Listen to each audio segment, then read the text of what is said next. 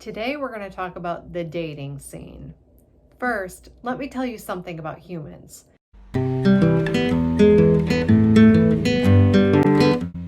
We would have all gotten eaten by saber-toothed tigers long ago if we didn't have the kinds of brains that anticipate and avoid danger. If you're still going into that cave after being chased out twice and your slow cousin Grood becoming cat food, this is what Darwin talked about. In a famous and totally unethical experiment in the 1920s, researchers exposed a baby named Albert to a scary loud noise while being around a man in a beard. Little Albert learned very quickly to avoid anyone in a beard, even Santa Claus. We call this conditioning. And now Albert associated all beards with scariness, and we call that generalizing. It hopefully only takes us one bad experience to be conditioned to avoid touching a hot stove or avoid eating a ghost pepper. But I wonder, how many times would it take for you to generalize that all dating experiences are painful and to be conditioned to stay away from all dating? 10? 12? If all 3 rejections were all in a row, maybe 3? These numbers seem very reasonable and human. Maybe these numbers are kind of close to the incidence of risk that used to exist in the dating world back in the day. Nowadays, we have a totally different climate, full of way more perceived rejection and disappointment, and unfortunately, our same old generalizing and conditionable human brains. Why is there so much rejection and disappointment and people literally being conditioned to give up in today's modern dating world? Because of some cultural, educational, job market, and predictable human factors, the basic economics of dating are problematic, for heterosexual couples anyway. While the demand for men and women hasn't changed, the supply of dateable women has increased, and the supply of men with dateable status has decreased. And simultaneously, the natural incentives for men to increase their currency in the market have diminished. In the current dating world, young people have a supply and demand and natural incentive problem, big time. Let me explain. What's the currency that men need in order to be purchased? Or to have a woman take on the risk of committing to him, even though there are thousands of guys lined up on her app, no doubt, that might be better? I mean, men have to clean themselves up a little, be reasonably confident and engaging, but really, to really lock it in, I mean, beyond a casual hookup or fun fling, a guy has to provide security, protection, stability. Our modern culture tends to define this with earning ability more so than muscles and bow hunting skills. What's the currency for women? On a basic biological level, the currency is you got to be young and healthy enough to carry the seed of the man that wants to spread his seed, whether it's conscious or not. In other words, physical attractiveness. That's the currency, guys. If you didn't like hearing that, you'll hate this. But I'm from the Midwest, where I don't lie to you because it's uncomfortable to acknowledge that we're just animals. So women have always been the gatekeepers, and men have always been the ones trying to make it in the gate. Biology requires women to be selective, since women have one womb that must be selectively occupied. And we are psychotically fixated on nurturing our children and protecting them, even when it comes to determining their father. In order for the species to propagate, men simply need to spread their seed to anyone. Well, any woman healthy and vital enough to carry the child, which is why men gravitate toward physical attractiveness. Throughout much of the animal kingdom, women decide with whom they pair bond, and usually it's, I want a guy that can protect and provide, regardless of how that's defined by the culture of the woman. I personally wanted a level-headed guy who works hard that I can trust to make rational decisions. The blue-footed booby, yes, that's the name of a type of bird, that we saw last spring break, just wanted the male who brought her the biggest stick. Oh, did those 2 male boobies scratch and poke around frantically trying to get their beak on some big old stick for the privilege of being her companion. It used to be that way in the human world too. Before the digital age, your dating pool was generally relegated to the people around you who you interacted with. The women would gatekeep, meaning no Peter Pan who didn't want to reasonably grow up and take some responsibility was getting any. And the men would do stuff they don't automatically want to do, like take showers and maybe take a class, and definitely keep jobs. Because A, there'd be no way they'd get a date if they didn't do that stuff. And B, back in the day, men actually could gain some financial security with relative ease given the state of education, jobs, the economy at the time.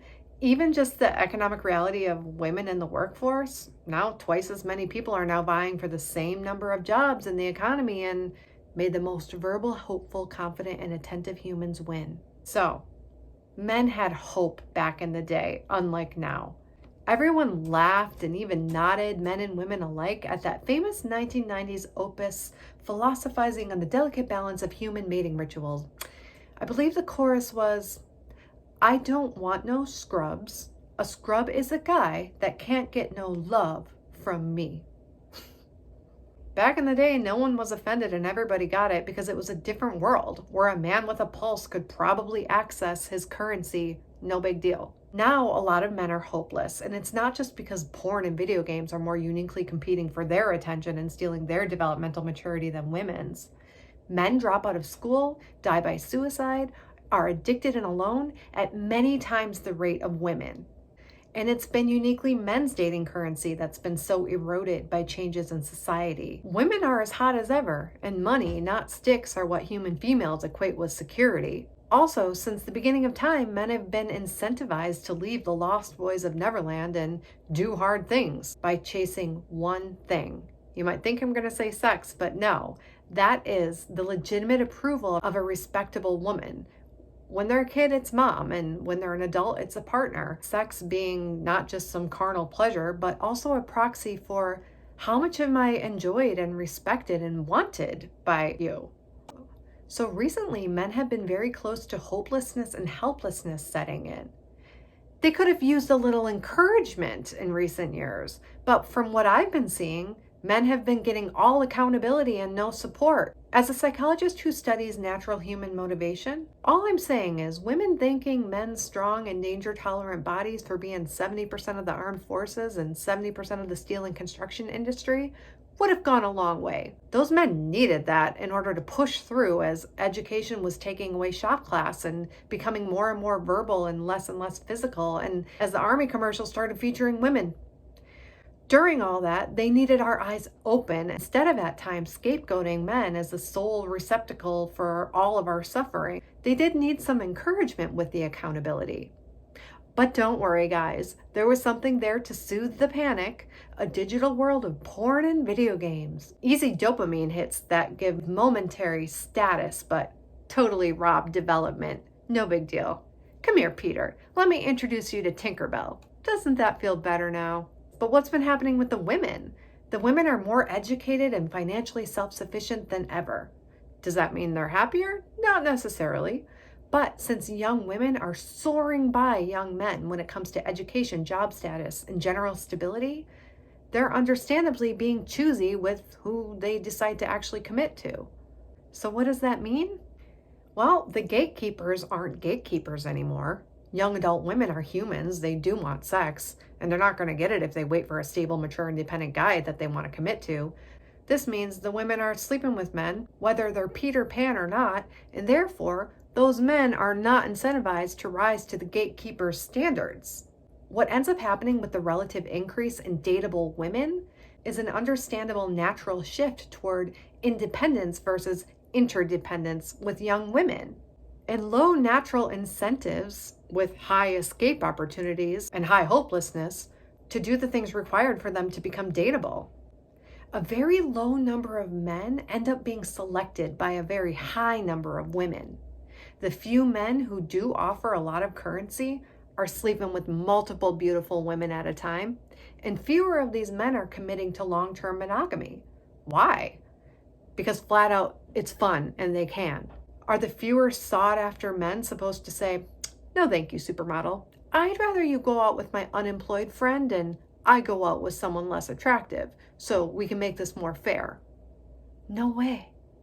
To put it bluntly, even the low-earning man is no longer respectable to the boss babe era of women. Educated earning women are now a dime a dozen, and especially if they're at least average attractiveness, they are singing that 1990s TLC song when it comes to long-term commitment. maybe just not with sex.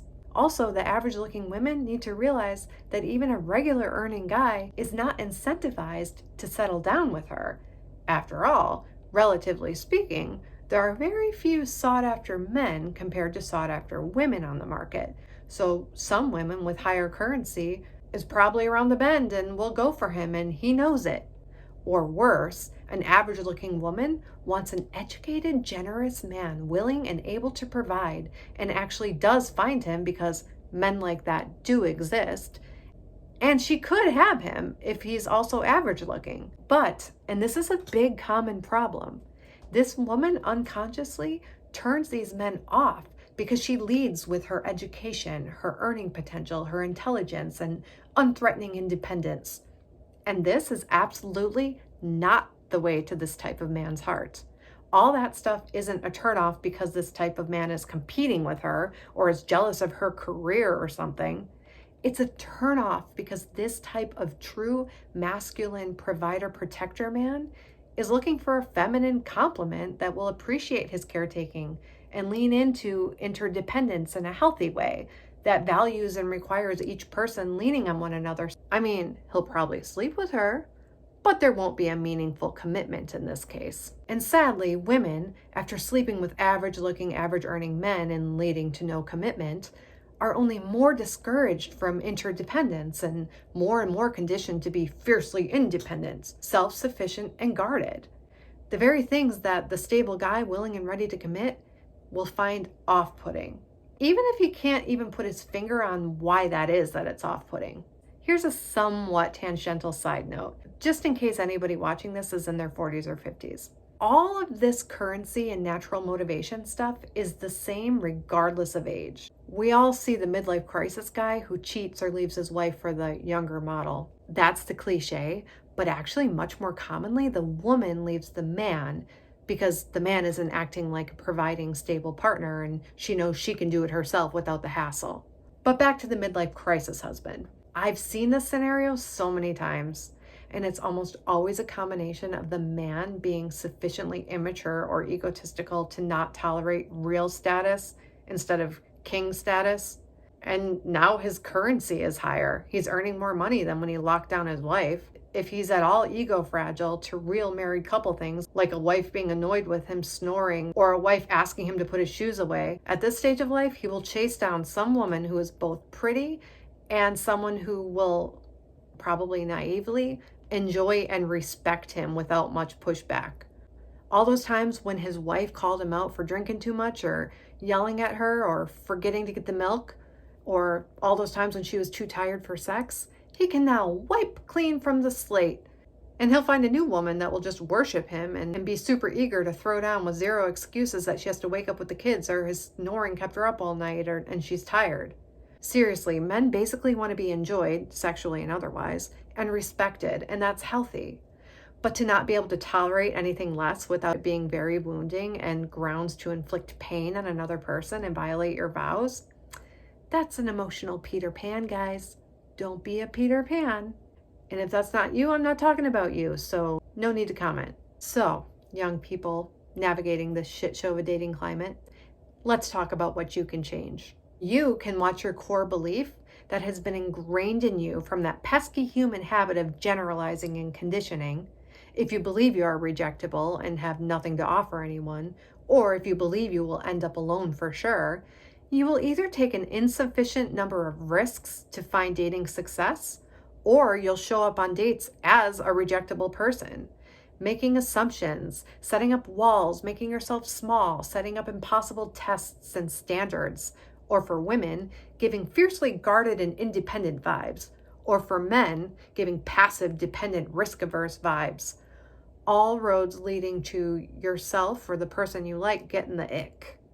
So watch your core beliefs before you walk into the date and channel body language that is completely opposite from your core beliefs. There's research on how standing up tall, holding your head up high, using a firm tone of voice, making eye contact, actually makes you feel more confident and more worthy.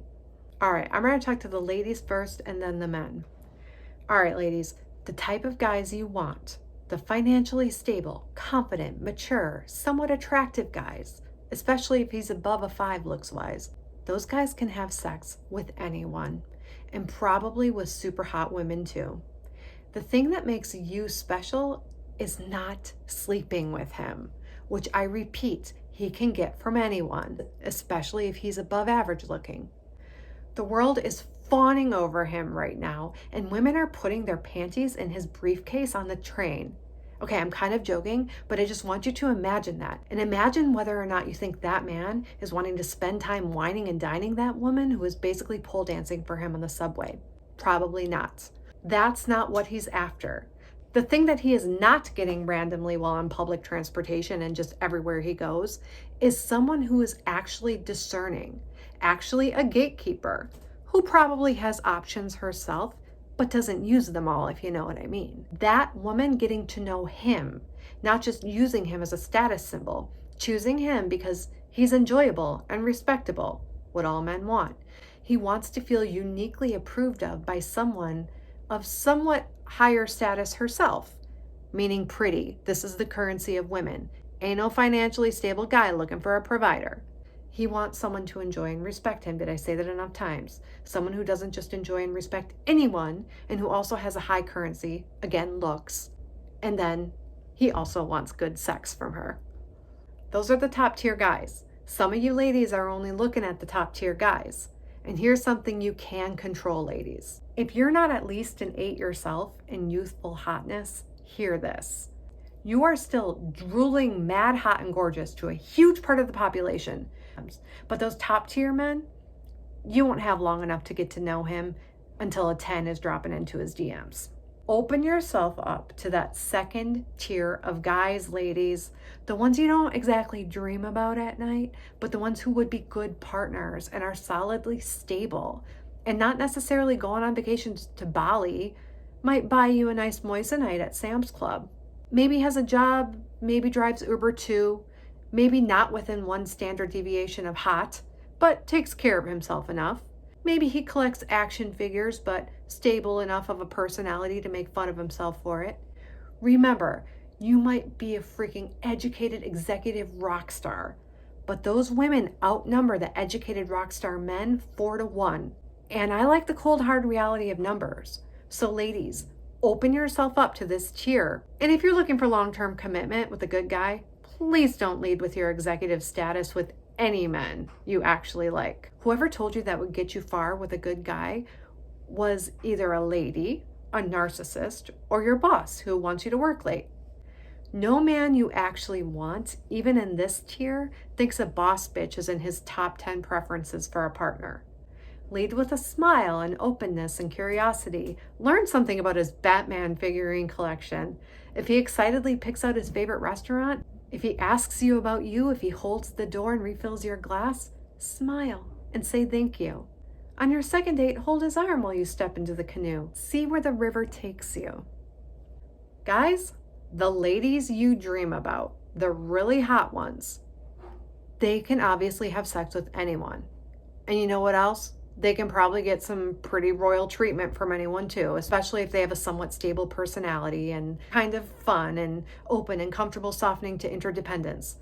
If she's all of those things and she's also really hot, she might even be one of the few that get a commitment from an attractive high earner.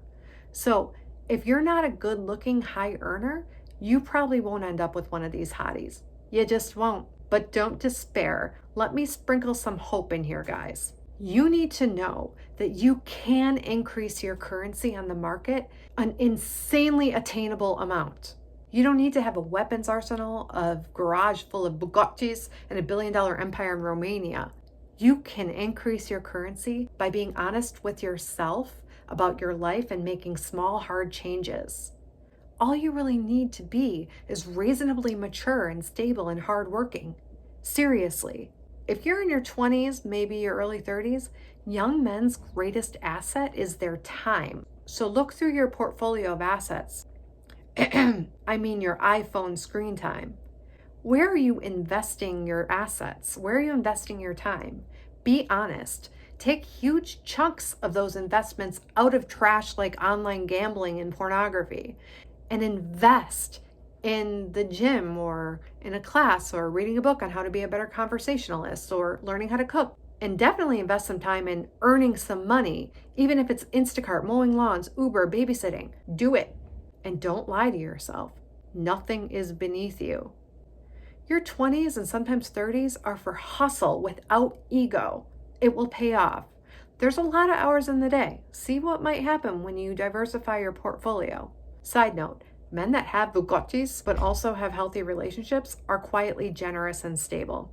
They don't lead with, hey, I have a Bugatti. You try that, you'll be a narcissist magnet, or if she's reasonably hot and she wanted you for your status, she'll leave you for the next rich guy. Trust me. I'm just a real person telling you the truth, not selling you a monthly membership to an egomaniac pipe dream. All right, guys, hear this and try this. The average human is what, like a 5 looks-wise? I'm asking you to open yourself to dating women one standard deviation from the mean, looks-wise. So like a 4 to a 6. With an easy smile, nice hair, who reasonably takes care of herself. That person might be an incredible partner. You likely already know this, but have just been burned several times. You might be sabotaging your shot by overshooting it because you don't want any more pain. But I encourage you, keep taking that risk and getting yourself out there, men, because with this tier of women, the 4 to the 6s, the men who get the girl are the men who actually show up. The good news for you is there's a lot of these women. But the bad news is you're in competition with the guys that have higher currency than you, who are probably dating a dozen girls at once just because they can. So know this second tier of women is so sick and tired of being alone or being rejected because she's likely well educated and she goes after the higher earning guys, that she is dying for a reasonably stable, interested, responsible, mature man that will show up and be straightforward and consistent. And that's what they want. If given a choice between a guy who jerks them around and makes 6 figures and a stable and consistent full-time Uber driver, these women will pick the second one and appreciate him. Don't get me wrong, the second type of man, hopefully you, has to be a hard worker, responsible, someone who takes accountability and is mature enough, follows through, doesn't make excuses, probably somebody with a realistic plan to someday be a slightly higher earner if you're going for a well-educated cutie. But more good news is that you can be smack at the beginning of your plan, and the woman you want will still choose you if she sees you as having those qualities I just said. The woman you want will also not put emphasis on looks the way that you do. You do need to be at least a 4 as well. But you know what? A 4 is going to look really good to her, even though she may be even more conventionally successful than you, if you have all those other qualities. And the really good news is, regardless of genetics, anyone can polish themselves up to a 4 with some effort. So shower, shave, get some nice jeans at the Nordstrom rack. Lose a little weight if it tightens you up a little bit, but you don't need to be a power lifter. Smile a lot, smell good. Whiten your teeth just a little bit, not too much. Ask your sister for fashion advice and ask your cousin to give you a nice haircut or buy yourself a clean hat. Make a plan for yourself and start pursuing that plan. Talk about that plan. Also ask the woman about her life. Remember small things and go back and ask her about them later. Plan simple things like trips to the dog park and picnics and borrow your neighbor's equipment for kayaking. You can do lots of free things. Sit under the stars with a bottle of her favorite wine and listen to Pandora and play Guess Who because you remember she told you she liked playing it as a kid. And you were listening. Don't be passive and lament about how women don't go after nice guys. Big mistake that makes you look like a wallowing, impotent sucker who doesn't take charge. Very unmasculine thing to say. Don't be a victim on a date. Instead, plan the dates and ask her out and show up with your head held high, knowing you have something to offer. She will melt because the guys that she may have been going for, especially if she's more educated or earns more, have not had to show interest in her or make any effort.